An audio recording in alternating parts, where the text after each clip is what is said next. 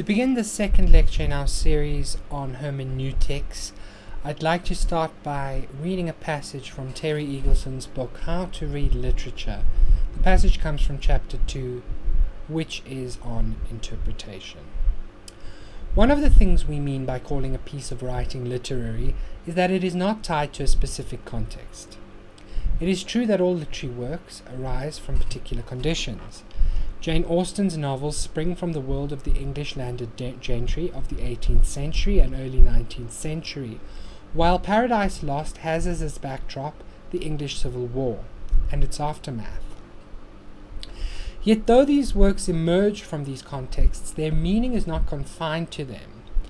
Consider the difference between a poem and the manual for assembling a table lamp.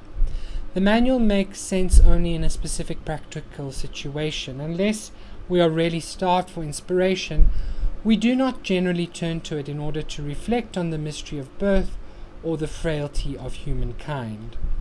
A poem, by contrast, can still be meaningful outside of its original context and may alter its meaning as it moves from one place or time to another. Like a baby, it is detached from its author as soon as it enters the world. All literary works are orphaned at birth. Rather, as our parents do not continue to govern our lives as we grow up, so the poet cannot determine the situations in which his or her work will be read, or what sense we are likely to make of them. What we call works of literature differ in this way from road signs and bus tickets. They are peculiarly portable, able to be carried from one location to another. They are less dependent for their meaning on the circumstances from which they arose. Rather, they are inherently open-ended, which is one reason why they can be subject to a whole range of interpretations. There's always one reason why we tend to pay closer attention to the language of a literary text than we do to that of a bus ticket. We do not take their language primarily as practical. Instead, we assume that it is intended to have some value in itself. So essentially what Eagleson is doing here is entering the fray, or weighing in on the issue that we started discussing last week when we looked at Roland Barthes' essay, The Death of the Author, in terms of the importance of the intention of the author insofar as its impact on the interpretation of any given text. To clarify the essential terms of this debate, the two poles in question are the objectivist and the subjectivist concept of meaning. The question is, how far does a text determine its own meaning, and how far is that meaning determined by the reader of the text? So the objectivist view would have it that meaning is an ideal object which can be identified and re-identified by different individuals at different times, where the subjectivist view would have it that meaning is a historical event determined by the context in which it occurred and by the historical situation of its interpreter. So today we're going to look at this issue from the point of view of various scholars of hermeneutics, but we'll be focusing on the works of Hans-Georg Gadamer, or rather an extract from his longer work Truth and Method, which I've included in your readings for today. That said, I'd like to just underline that the reading is very difficult. It took me a long time to come to terms with, and with what it actually means, and so if you feel intimidated by the text, it's only natural. What we are doing today, interestingly enough, is engaging in our own hermeneutic activity, unpacking the meaning of the text, working out the various levels of meaning, contextualizing it in terms of other writings and interpretations of other scholars of Gadamer's work, and coming to an understanding of how it is relevant to our own purposes as scholars of translation and as budding practitioners of literary translation. So let's begin our inquiry with a definition of hermeneutics. This is drawn from the Stanford Encyclopedia of Philosophy. Hermeneutics, as the methodology of interpretation, is concerned with problems that arise when dealing with meaningful human actions and the products of such actions, most importantly, texts. As a methodological discipline, it offers a toolbox for efficiently treating problems of the interpretation of human actions, text, and other meaningful material. Hermeneutics has a long tradition, as the set of problems that it addresses have been prevalent in human life and have repeatedly and consistently called for consideration. This is because interpretation is a ubiquitous activity, unfolding whenever humans aspire to grasp whatever meaning they deem significant. So essentially, hermeneutics concerns the possibility of interpretation, the possibility of understanding, the limits of our understanding, and the methods by which correct understanding might emerge.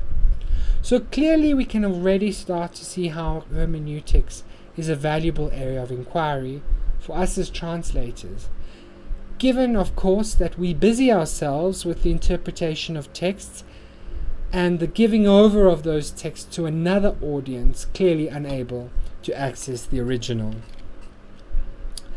So evidently hermeneutics is only necessary when the meaning of the text is unclear, and as such it has typically concerned texts that are ancient in pedigree and whose meaning is on the one hand difficult or obscure because of the remoteness of the language from our present time, and on the other hand texts that we consider of fundamental importance. The aim of hermeneutics is to understand the truth but the text contains, and to seek to integrate this truth into our own lives. A little bit of background history of hermeneutics as a discipline is necessary.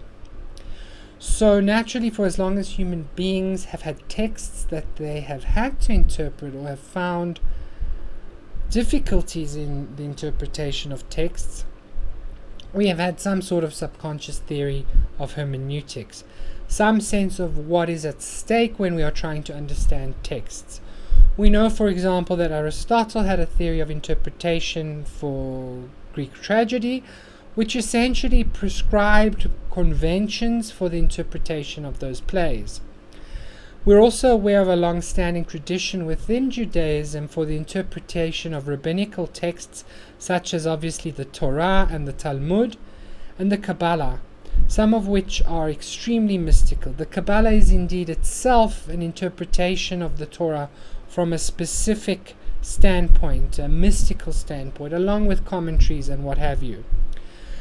But hermeneutics as a codified discipline only really begins to emerge in prominence along with the Protestant Reformation. Now, why is this? Essentially, Protestantism introduced the idea of an individual having a relationship with his or her God that is personal, as opposed to one mediated through a hierarchical church structure in which the interpretation of the sacred text, in this case obviously the Bible, was done for you by priests and bishops and dictated to you by the traditions of the church. Another fundamental difference between Protestantism and Roman Catholicism is the idea of sola scriptura, which posits that the text of the Bible, and only the text of the Bible, is a valid basis upon which to base Christian beliefs and practices.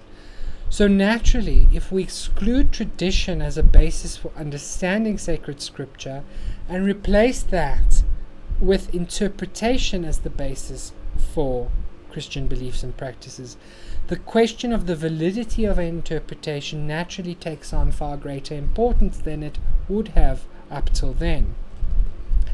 Another historical contextual influence on the rise of the importance of hermeneutics as a discipline is the Enlightenment, which saw the rise of the scientific method, the rise of increasing skepticism about inherited wisdom, religion, mysticism, all the things that had propped up society during the Middle Ages, which were characterized by hierarchical religiosity. So the Enlightenment essentially rejects tradition as a basis upon which to understand or explain the world, replacing it with the scientific method, which demands that any claim to truth be substantiated by evidence, observation, and reasoning. Now, in this context, the proponents of hermeneutics were concerned with how to ensure validity in the human sciences rather than in the natural sciences, where the object of our study is art and the human experience of art and the human experience of life. And naturally, falling under those categories is literature. So hermeneutics is an attempt to methodologize, make methodical interpretation as a task in order to render those interpretations valid and contribute to discoveries in the human sciences. Another important difference between the Enlightenment and the period which preceded it is the rise of constitutional democracy and the rise of a codified rule of law. So now essentially we have citizens and we have a state, and the relationship between the citizens and the state is governed by a set of laws, above all the Constitution, and naturally the interpretation of the Constitution and the laws becomes an essential activity. So hermeneutics is a matter of legal importance now, whereas in the past you weren't really a citizen, you were rather a subject of the state, in a system that did not separate the executive from the judiciary, and therefore attempts to interpret the law by subjects of the state had no real place in that sort of a legal setup. Another historical force which influenced the development of hermeneutics was the rise of Romanticism, with its idea of the cult of genius, which essentially saw artists as divinely inspired and creation of art as an act of individual virtuosity or genius. And in the context, the gradual retreat of religion in importance and its gradual replacement with a spirituality of art. Art as creator God. Artist as creator God. So naturally in this context, literature begins to be associated with authorial presence, with authority. And you'll remember this from our lecture last week where we discussed the piece of writing by Foucault on the author, which is entitled The Author Function. So with the emergence of imaginative literature as high status text, hermeneutics spreads into the area of literary studies.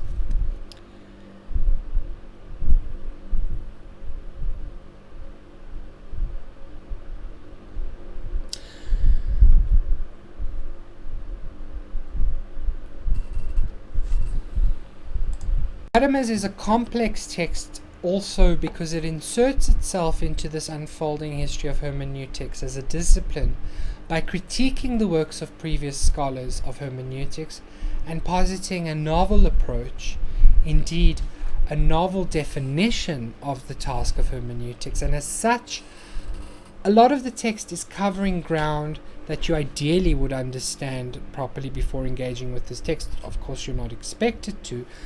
So for that reason, let's very quickly and cursorily cover some ground in this regard, just as Gadamer does in his paper. So one of the early proponents of hermeneutics as a method of interpretation was Schleiermacher, and he divided the hermeneutic task into two distinct movements.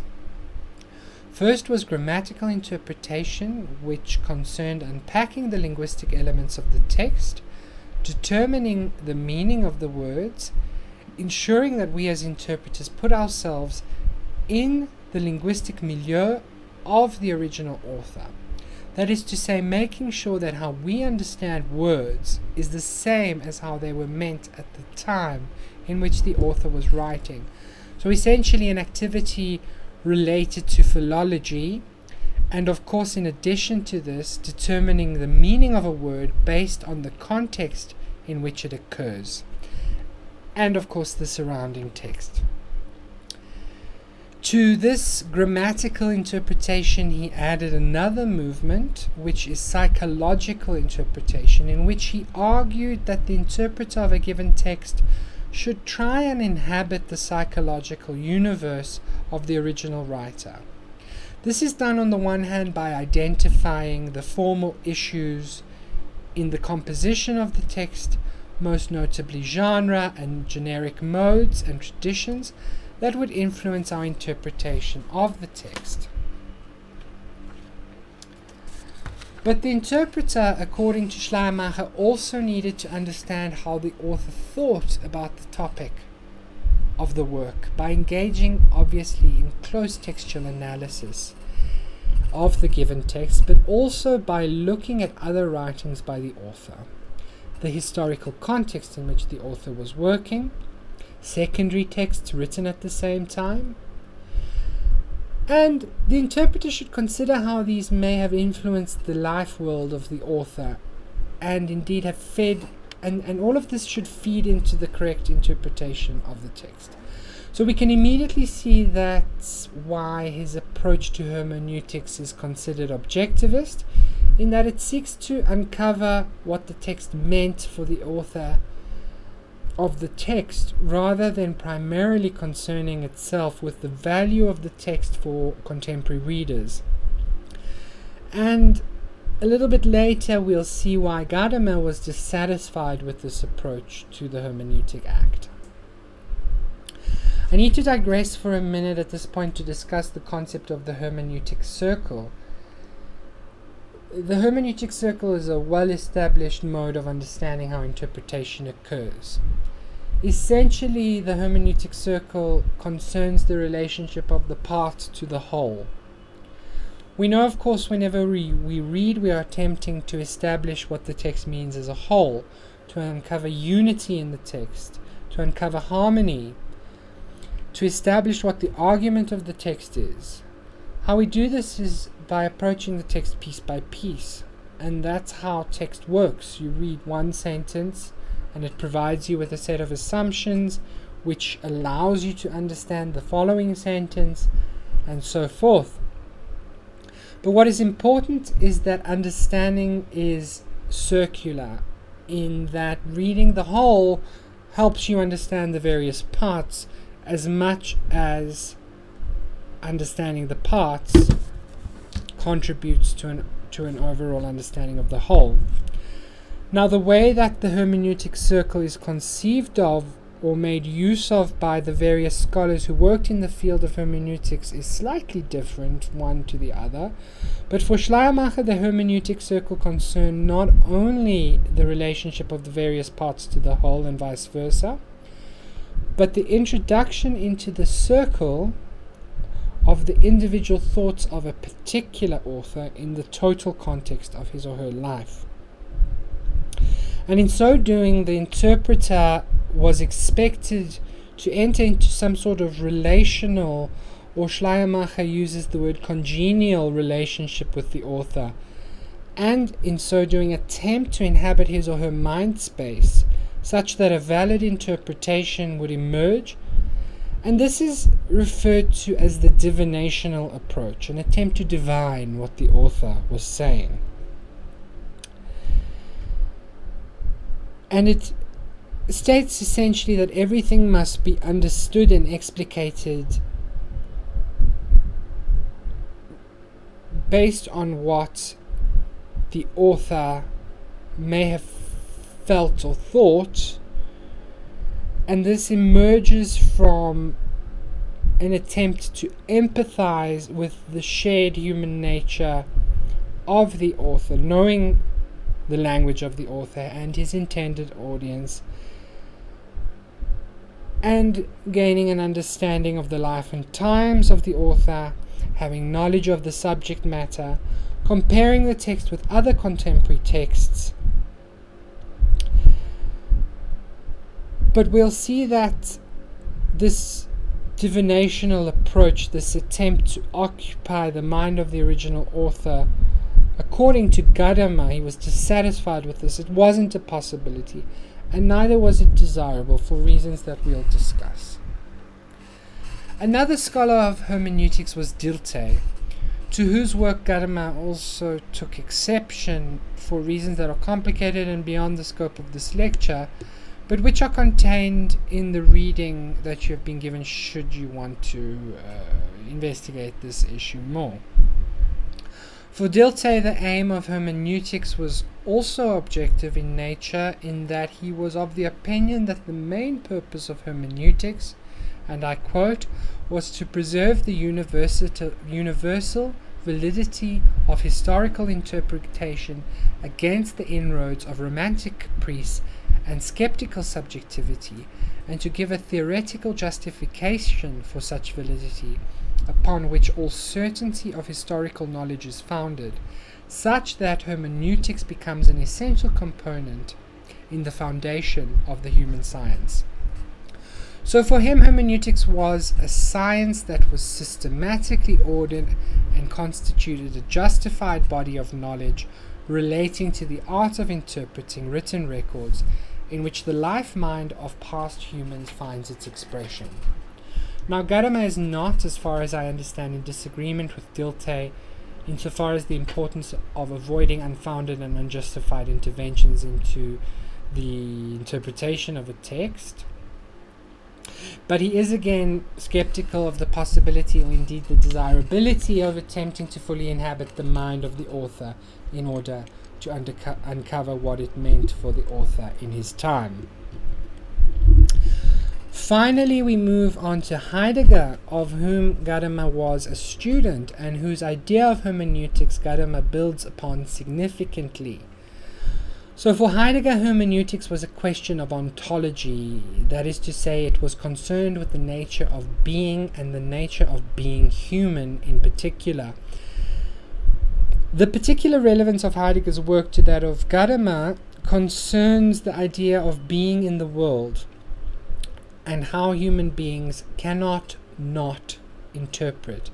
What that means is that we are programmed to look for meaning in the world around us, to interpret signs and symbols, and significantly to expect that things mean from the outset. Imagine for a moment that you were overhearing a conversation in a language that you understand, despite not being the target of the conversation or a participant in the conversation. You could not help, despite your best efforts, to understand what was being said. In contrast, or rather linked to this point, if you were overhearing a conversation in a language you did not understand well, you would nonetheless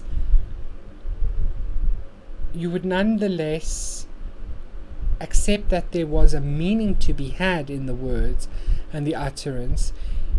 You may even begin to hear words that you do not understand because they're similar to your own language, because you have an imperfect grasp of that language, in an attempt to reconstruct the meaning of the conversation based also on the context, the tone of voice being used, etc.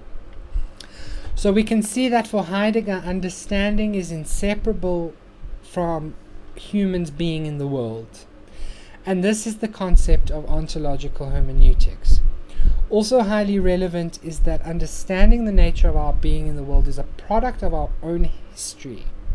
And that by this is meant our educational background, our culturation, our socialization, the textual, linguistic, literary traditions that we've been exposed to and to which we contribute, as well as any psychological baggage and anything else that might contribute to the way we understand the world, which then provides us a basis for understanding other things or interpreting other things.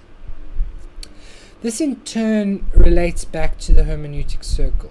We cannot understand the whole unless we understand the various parts, and we cannot understand the parts without contextualizing them in the whole. And as such, we are programmed to search for meaning and put that meaning into a relationship with our own sense of what it means to be. The central place of personal history and its influence in the way we understand the world and our place in the world is the basis of the extract from Gadamer's book Truth and Method, which you've been given.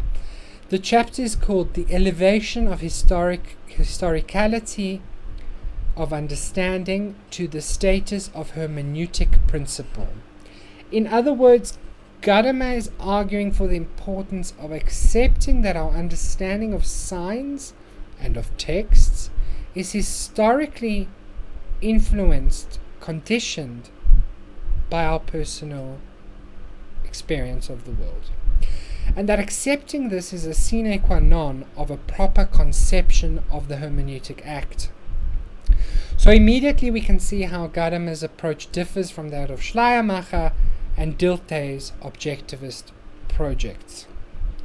Briefly discussing the title of his book, Truth and Method, this was for Gadamer a declaration of his belief that hermeneutics was not ideally to be conceived of as a method for interpretation, but rather a quest for truth, not only in the sense of a valid or truthful interpretation of the text, as the objectivists would have it, but rather taking into account the possibility that the text might speak truth to us in our time. So for Gadamer, seeking to reconstruct the horizon of the author was impossible, but also undesirable, because in his view this served to isolate the text in history and deny it the possibility to speak to us in the present. He says of such a historicizing approach, and I quote, "This is giving up the claim to find in the past any truth that is valid and intelligible for ourselves." I think it's important to highlight at this point, specifically for us as scholars of translation, that while Gadamer was concerned with the gulf between us and historical texts, this project of trying to isolate a historical meaning for a text could be extrapolated to considering texts from other cultures as incapable of speaking to us in our place. And for Gadamer this was not acceptable, and he was convinced that texts from different times, and by extension from different places, can have value for us in the here and now. According to him, inhabiting the consciousness of another was impossible because, following Descartes, an individual's mind is separate from his body, an outside world, and comes into existence through thinking about itself. I think, therefore I am. Implying that between the self and the other there is an unbridgeable gap in consciousness. Unbridgeable, but not necessarily impossible to approximate these two consciousnesses. And this is the fundamental position assumed by Gadamer. He goes on to discuss the issue of what he calls prejudice. Now it's important to understand that the way in which Gadamer is using the word prejudice is not the way we typically use it in English today. That is to say, he's prejudiced against me because I'm a Roman Catholic, or what have you, in the sense that he has a set of negative stereotypes or opinions about me which exist prior even to getting to know me. Gadamer recuperates the word prejudice in order to put it to work in elaborating his hermeneutical practice. What he's careful to distinguish his use of the word prejudice from the typical current use. He also uses another word which is for project, which is perhaps helpful to us in understanding the way he used the word prejudice. So this clearly builds on what we already learned about Heidegger's notion of ontological hermeneutics, in that our understanding of the world and our being in the world is conditioned by pre-existing, historically conditioned ideas about the world and its meaning. So these prejudices constitute the historical reality of our being as humans, and are constituted in turn by what we inherit from our position in the world, and in time, everything that we know consciously or unconsciously. Now clearly these prejudices will be brought to bear on our interpretation of any given text, and I'll give you an example which struck me in the course of my own attempts to interpret, that is to say, to understand this text by Gadamer. On page 728 of your reading, in the second column, second paragraph, about halfway down, Gadamer is discussing how our expectations feed into our interpretation of the text, and how we have an initial belief that a text will have meaning. He writes, "We know this from learning ancient languages. We learn that we must construe a sentence before we attempt to understand the individual parts of the sentence and their linguistic meaning." Now, in this case, what tripped me up as a reader is what Gadamer refers to being pulled up short by the text. What pulled me up short by the text, what inhibited my understanding of the text, was this word construe, which in common contemporary usage means to interpret a word or action or phrase in a particular way which is flawed. For example, "She construed my suggestion as a nasty criticism." This implies that the interpretation is flawed, that the word construe therefore means to incorrectly understand, or to understand something in a way that wasn't intended. Understanding the word construe in this way would make Gadamer's sentence mean something quite different from what was intended, because historically a dated usage of the word construe concerns the process of translating text from ancient languages which are highly inflected, such as Latin or Greek. When we are learning these languages, we are encouraged to analyze the syntax of the sentence, isolating the subject, verb, predicate, and any subsidiary clauses, even before we seek to understand the semantics of the words used. This process used to be called construing, to construe a sentence. And with this knowledge, which I gained through dictionary research, the meaning intended by Gadamer becomes clear. So it is important to understand also that Gadamer's subjectivist approach does not preclude the subjection of our prejudiced understandings of a text to reason. Rather, we are required to do this, and it is in doing this that we revise our own prejudices and assume new knowledge from the text, and allow the text to have a value for us in the present. It is the process of understanding, the process of the hermeneutic act, which is of value. And it is in that space that the truth of the text can emerge. And this is the central contribution of Gadamer. So there are good prejudices and bad prejudices. Good prejudices are those that assist us in correctly understanding the meaning of a text and drawing value and truth from the text, whereas bad prejudices are those that obstruct the construction of a valid interpretation of the text. And our job is to sort through our prejudices methodically and determine which ones are valid in terms of their influence on our understanding of a text. For Gadamer, an important way of filtering out these bad prejudices is by appealing to tradition. What he means by this is that any text that has survived for any length of time has done so because it is considered by the community to be of particular value and of lasting value and of relevance to a broader human experience. These are the texts that we typically refer to as the classics. And he discusses the classics as a case for this appeal to tradition in interpretation of text. So his opinion is that over time bad prejudices will gradually be filtered out by other readers and other critics and other interpreters of the text, and what will remain is an accretion of good prejudices that highlight or allow to speak the lasting truth value of the text. And in this process of legitimization of certain prejudices and abandonment of others, a tradition of authority emerges which we may base our interpretations on and be assured of their validity as a result. A practical example of this would be me looking in the dictionary for the meaning of construe as it was understood by Gadamer in his time. So we can see that his position is not as radical as that of Barthes, who is of the opinion that any reading is equally valid, but rather Gadamer is of the opinion that despite never being able to fully occupy the horizon of the original writer, it is in our engagement with this gap between the horizon of the writer and our horizon that invaluable insights about the text and about our own human nature and about our nature as readers is able to emerge.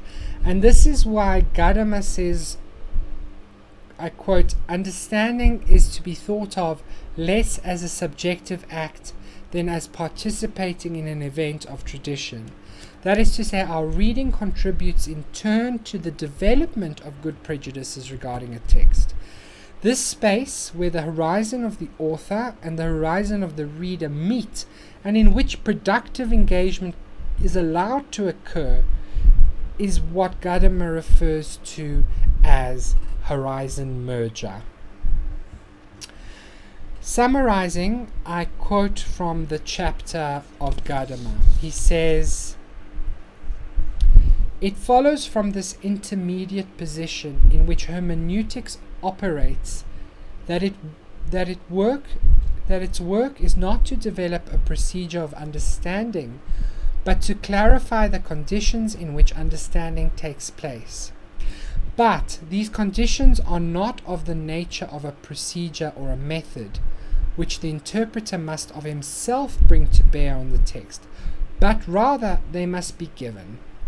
The prejudices and foremeanings in the mind of the interpreter are not at his free disposal.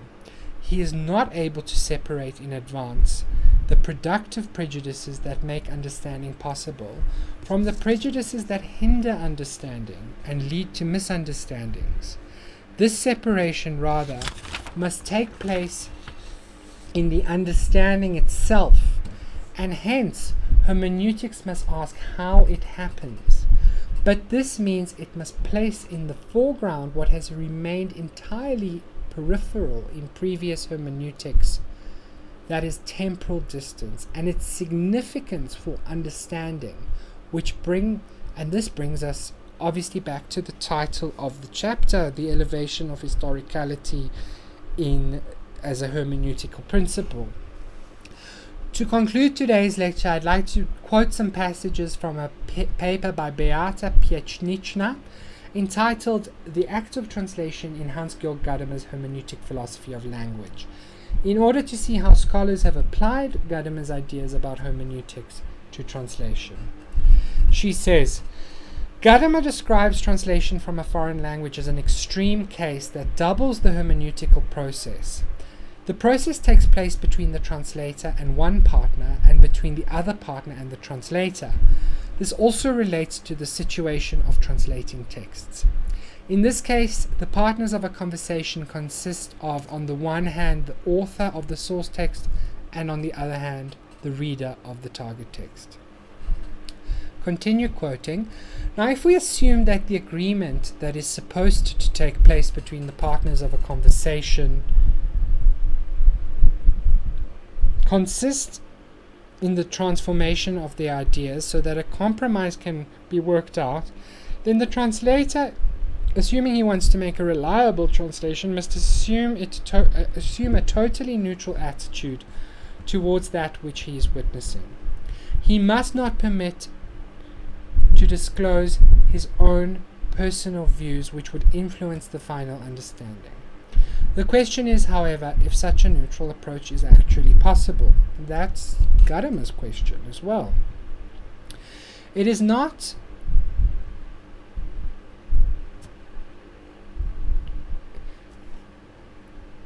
about that.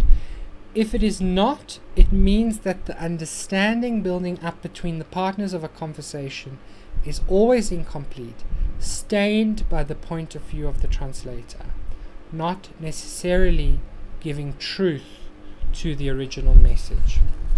According to Gadamer, I'm still quoting, translation makes the original sound flat. It recreates it somewhat superficially, which results in the translated text's lack of space. the third dimension that provides the original with depth and a multitude of meanings.